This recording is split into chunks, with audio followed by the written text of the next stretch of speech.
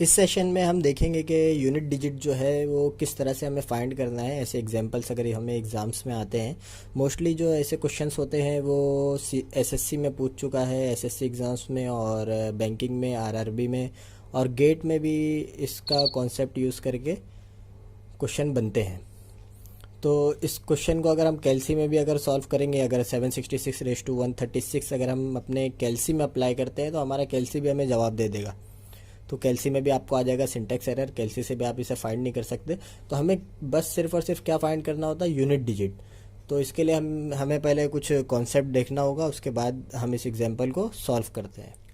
तो सबसे पहले हम देख लेते हैं कि साइक्लिसिटी और जो पावर साइकिल है वो क्या होता है।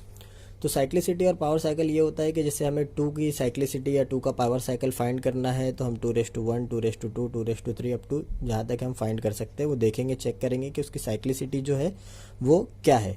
तो साइक्लिसिटी के लिए हम, जैसे मैंने यहाँ पे पहले टेबल बना दिया ताकि वीडियो जो है वो ज़्यादा लॉन्ग ना हो। तो 2:1 2 है, 2 का स्क्वायर 4, 2 का क्यूब 8, 2:4 16।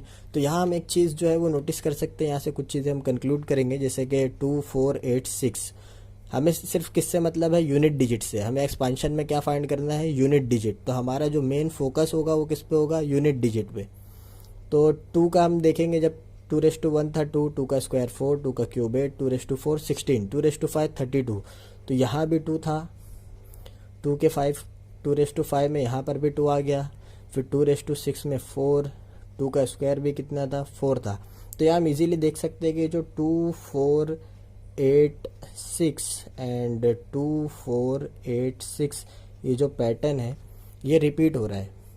तो यही क्या है, यही यहाँ पर क्या है, साइक्लिसिटी है। मतलब जो इसका फ्रीक्वेंसी ऑफ पावर साइकिल है वो कितना है, 4 है। यानी अगर 2:n अगर हम बात करें तो 2:n की जो साइक्लिसिटी और जो पावर साइकिल है वो कितना है, 4 है। मतलब हर 4 डिजिट के बाद जो इसके यूनिट डिजिट है वो क्या हो रहे हैं, रिप्लेस हो रहे हैं। मतलब 1 2 4 अगर हम पावर रखेंगे 2 का तो 2 4 8 6, जब 5 to 8 पे जाएंगे तो वापस से क्या मिलेगा, 2 4 8 6। तो इसका जो साइक्लिसिटी है वो कितनी है, 4 है।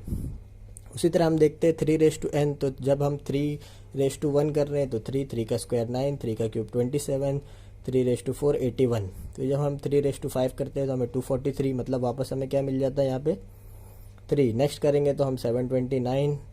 उसी तरह यहाँ पे कोई भी नंबर हो लेकिन यूनिट प्लेस पे क्या मिलता है हमें 7। यहाँ पे कोई भी नंबर हो यूनिट प्लेस पे हमें क्या मिलता है 1।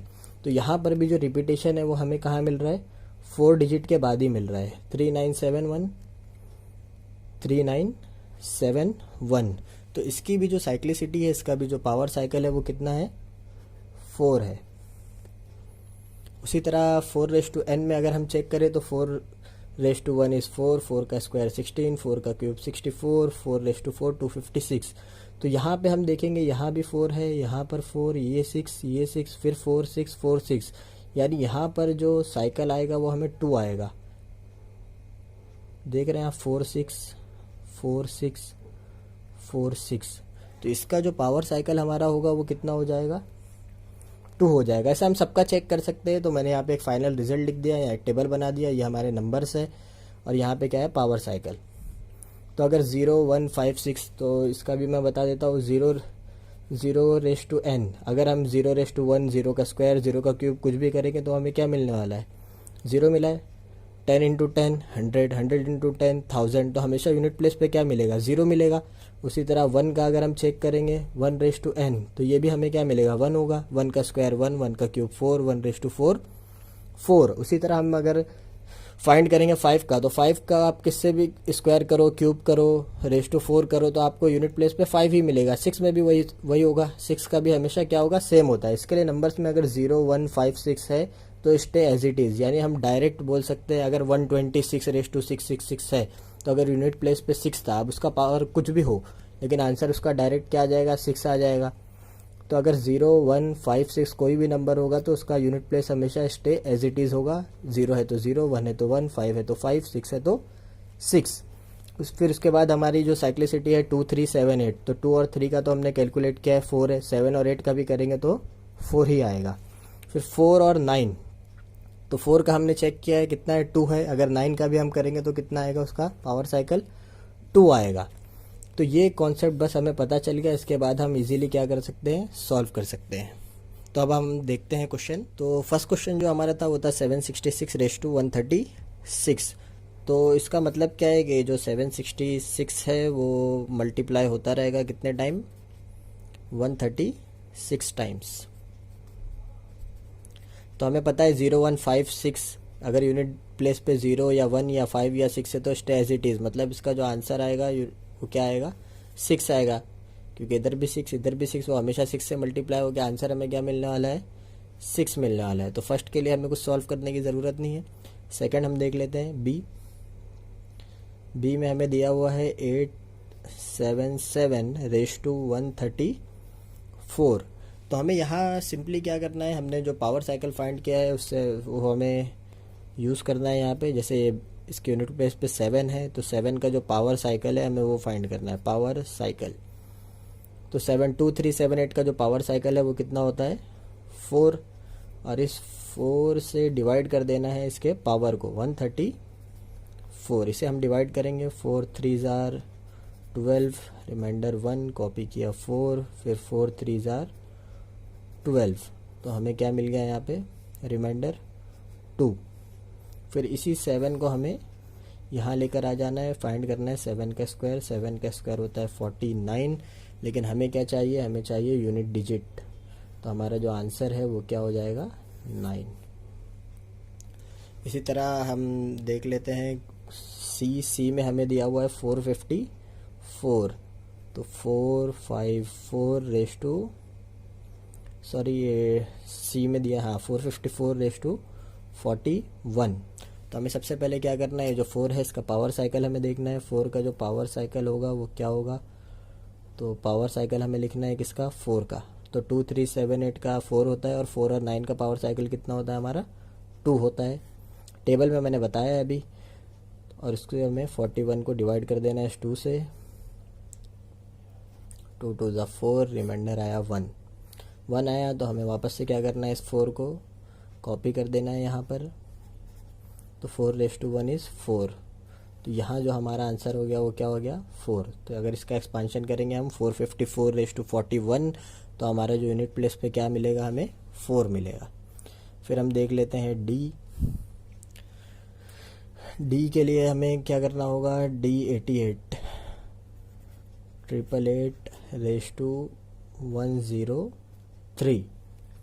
तो यहाँ पर भी हमें क्या करना है, सिंपली जो यूनिट प्लेस है इसका हमें क्या करना है, पावर साइकिल लिखना है, पावर साइकिल। तो 2378 का पावर साइकिल हमारे पास होता है 4। फिर हमें 103 को क्या करना है, 4 से डिवाइड कर देना है। 4 2 ज़ार 8, रिमाइंडर आया 2, ये रहा 3। फिर 4 5 ज़ार 20, तो रिमाइंडर आ जाएगा हमारे पास 3। बाद में हमें इसी 8 को क्या करना है, यहाँ कॉपी कर देना है, 8 का क्यूब। तो अब 8 का क्यूब क्या होता है, तो इसको हम यहाँ मैं लिख देता हूँ 8 का क्यूब। तो 8 के क्यूब को हम लिख सकते हैं 8 स्क्वायर इंटू 8। 8 स्क्वायर हमें पता है कितना होता है, 64। 64 इंटू 8, हमें किससे मतलब है, सिर्फ यूनिट प्लेस से। हमें सिर्फ यूनिट प्लेस से मतलब है। 8 4 ज़ार 32, तो यूनिट प्लेस पे क्या आ जाएगा, 2। तो ये हमारा हो गया फाइनल आंसर। अब हम चेक कर लेते ई और एफ। तो ई में हमें दिया हुआ था 1028 रेज़ टू 100। तो 1028 रेज़ टू 100 हमें करना है, तो हम सिंपली क्या करेंगे, 1028 रेज़ टू 100 है। तो यहाँ से हमें सबसे पहले क्या करना है, पावर साइकिल फाइंड करना है इसका। तो 238 का पावर साइकिल जो होता है वो कितना होता है, 4। फिर इस 100 को हमें क्या करना है, 4 से डिवाइड कर देना है। तो 4 को 25 से मल्टीप्लाई करेंगे तो आ जाता है 100, रिमाइंडर क्या आ गया, 0। अब 8 रेज़ टू 0 करेंगे तो 1 हो जाएगा। तो अगर कभी भी इस मेथड को करते हुए रिमाइंडर 0 आ गया, इसका फिर दूसरा मेथड है, मतलब ये मेथड जो है वो एप्लीकेबल नहीं है। जैसे कि और सेकंड देख लेते हैं, हम बताएंगे स्पेशल केस, अभी मैं बताता हूँ इसके आगे स्पेशल केस क्या है अगर रिमाइंडर 0 आ गया तो। फिर हमें सेकंड क्वेश्चन दिया है 959 रेज़ टू 20। तो ये जो 9 है इसका हम पावर साइकिल देख लेते हैं। 9 का पावर साइकिल 4 और 9 का पावर साइकिल 2 होता है, और ये है 20। तो इसका भी जो रिमाइंडर है वो क्या है, 0 आ गया। तो इसका मतलब ये है कि ये मेथड जो है वो रिमाइंडर 0 वाले केस के लिए जो है वो एप्लीकेबल नहीं है। तो अब हम देखेंगे कि स्पेशल केस रिमाइंडर ज़ीरो में हमें अभी हमने देखा कि इन दोनों केसेस में, इन दोनों एग्जांपल्स में जो हमारा रिमाइंडर था वो ज़ीरो आ गया था।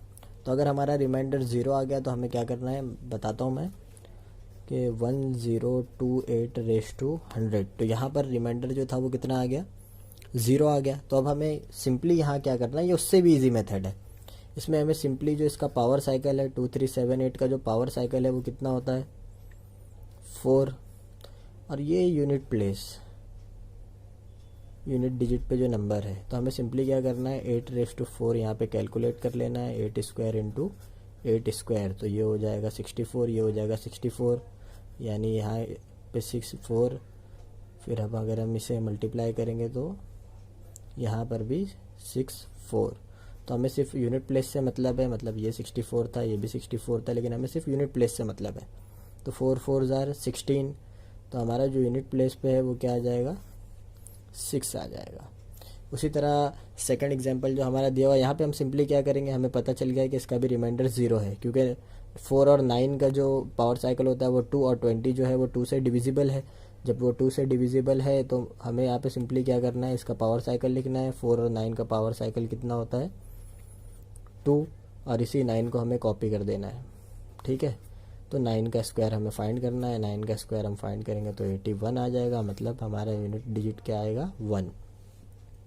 तो यहाँ पर मैं लिख देता हूँ शॉर्टकट फॉर। अब यहाँ एक चीज़ आप नोटिस करेंगे कि अगर रिमाइंडर ज़ीरो आ रहा है, दोनों केस में रिमाइंडर ज़ीरो था, लेकिन यहाँ पर जो बेस था वो 8 था, यहाँ पर बेस क्या था 9 था। तो हमेशा अगर इवन बेस होगा यहाँ पर, तो इवन बेस होगा तो हमेशा हमारा आंसर 6 आएगा, और यहाँ पर अगर ऑड बेस होगा तो हमेशा हमारा आंसर जो है वो 1 आएगा। तो मैं लिख देता हूँ शॉर्टकट फॉर रिमाइंडर ज़ीरो। तो हमें क्या करना है, आफ्टर गेटिंग रिमाइंडर ज़ीरो, अगर हमें रिमाइंडर ज़ीरो मिल जाता है, आफ्टर गेटिंग रिमाइंडर ज़ीरो, दो केस है हमारे पास, या तो बेस, बेस मतलब यूनिट डिजिट हमारे एग्जांपल का, तो दो तरह के बेस मिल सकते हैं, या तो इवन बेस होगा या फिर ऑड बेस होगा।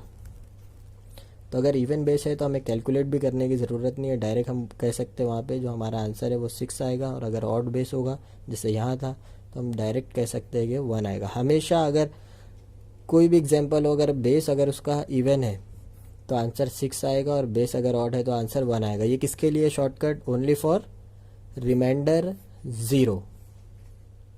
तो लास्ट में एक बार हम रिवाइज कर लेते हैं जो भी कॉन्सेप्ट हमने आज सीखा। तो हम देख रहे हैं यहाँ पे कि हमने क्या क्या सीखा था, कि अगर किसी भी का भी यूनिट डिजिट फाइंड करना है तो अगर नंबर 0, 1, 5 या 6 रहा तो stay as it is.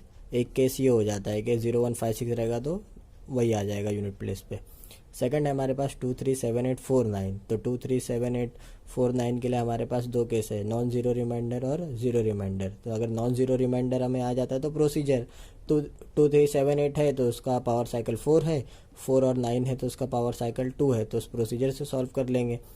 Second हमारे पास है ज़ीरो रिमाइंडर। अगर रिमाइंडर ज़ीरो आ जाता है तो हमने क्या देखा कि या तो हमें प्रोसीजर फॉलो करना है, या फिर हमारे पास डायरेक्ट शॉर्टकट है कि अगर बेस जो है, बेस मतलब क्या है वहाँ पर, यहाँ पर बेस मतलब है कि यूनिट प्लेस, कि अगर यूनिट प्लेस पे इवन नंबर है तो डायरेक्ट हम आंसर 6 लिख सकते हैं, और अगर यूनिट प्लेस पे ऑड है नंबर तो हम वहाँ पे डायरेक्टली आंसर 1 लिख सकते हैं।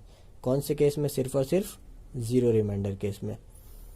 तो हम नेक्स्ट सेशन में कुछ एग्जांपल्स करेंगे जो एसएससी और गेट वगैरह में पूछे गए हैं। Thank you.